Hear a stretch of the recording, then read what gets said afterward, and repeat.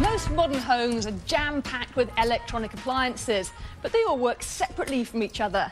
Now engineers have designed a home where the appliances know what's going on around them and they can make decisions for themselves.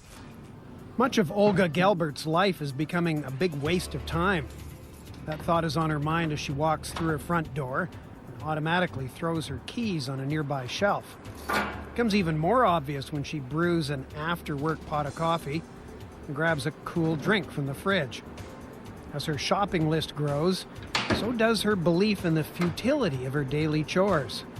When her friends arrive to watch a movie, Olga knows that much of what she's doing is absolutely unnecessary.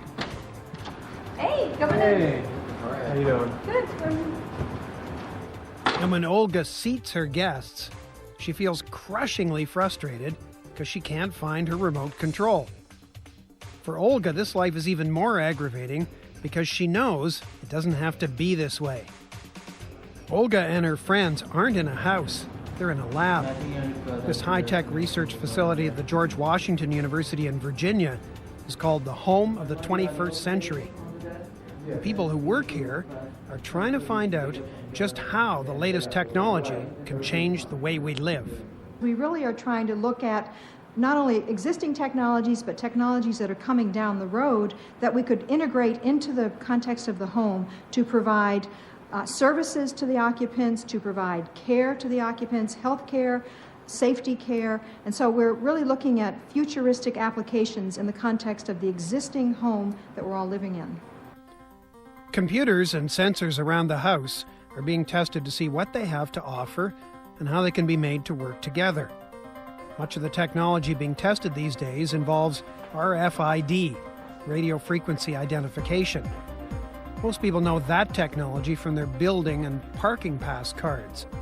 In this study, a small RFID tag or transponder has been placed in Olga Gelbert's shoe.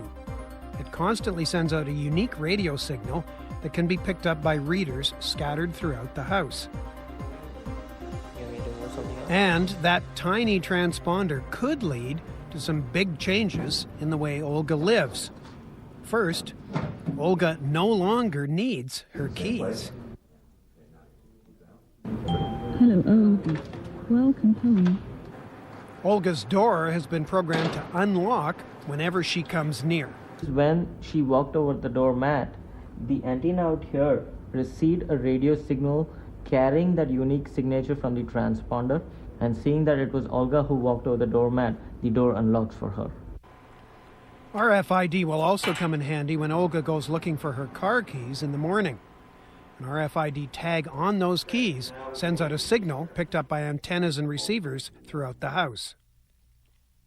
Now in the morning when Olga has to run for her work and she just can't find her keys, what she all has to do is ask the home where the keys are. And because most of the shelves would have an antenna connected to the receiver, the host system would identify that the keys are there, say on shelf number 2 on the TV cabinet. Olga can use a Palm Pilot or any of the computers in the house to search for items like that. With RFID, she doesn't need to turn on the coffee. It's programmed to start up the first time she walks in the door at night. With RFID, devices and appliances can be programmed to turn on and off as you enter or move about the house. This can be done without rewiring the whole house by using a system called X10. That system allows computers with X10 software to use the existing electrical wiring in the home to control electrical devices, appliances, and lights. Making technologies like X10 and RFID work together in the home is exactly what this lab is all about. We are solving the how to get everything to work together problem called interoperability, and we're also working with manufacturers on the standards side, which is again a sort of a techie issue, but it's a very important one.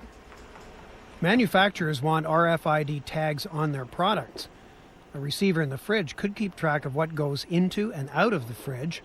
A computer could order more water when it senses that all the bottles that were put in have been taken out. And that means no more shopping lists. In this home, the computer system also provides security. When the doorbell rings, a A camera sends an image to the terminals throughout the home, so Olga knows instantly whether she wants to answer the door or not. The integration of so many different functions into one central computer system is what makes this 21st century house so attractive to some, but so frightening to others. I think people are interested and intrigued, but some people immediately are concerned. They're concerned about the amount of information that the home is going to have to gather in order to be able to provide the services. So they're immediately concerned about the data collection, the possible privacy implications. You wouldn't want hackers to access a database that could tell them how much beer you drank last month or what time visitors came and went. Those are the issues the scientists in this lab are trying to confront.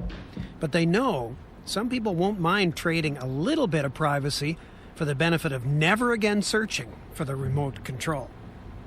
The remote is on the shelf above the TV. Most of the technology in this home is available right now. Tying it all together to work seamlessly in a way that's easy to use and mindful of your privacy could take about 5 more years. But when that happens, you'll have a lot more time on your hands to, well, that part's entirely up to you. When we come back, picking up the pieces of a scientific tragedy. Some new revelations about a collection of dinosaur bones that were lost at sea during the First World War.